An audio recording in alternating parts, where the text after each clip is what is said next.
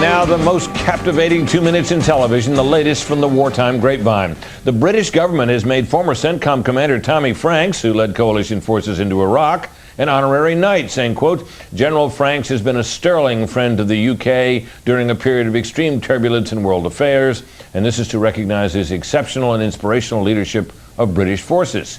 Specifically, Franks has been named Knight Commander of the Order of the British Empire.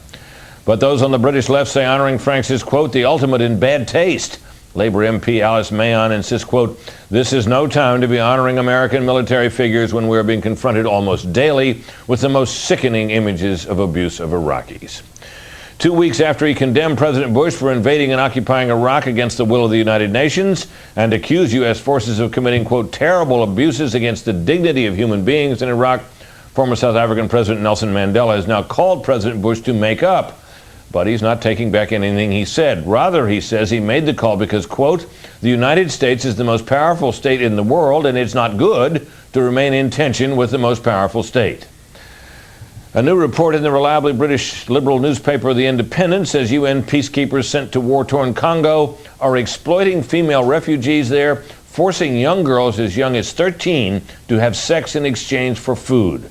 According to the paper, at least 15 girls at a refugee camp in Bunia have admitted to selling their bodies for such items as a banana or a cake, and one private aid worker said, quote, there is nothing to stop the UN peacekeepers, and the girls need food.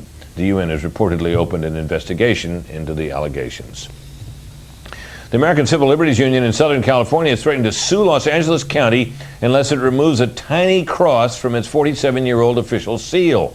The ACLU insists the cross, highlighted here on the right, is a, quote, impermissible endorsement of Christianity and therefore unconstitutional.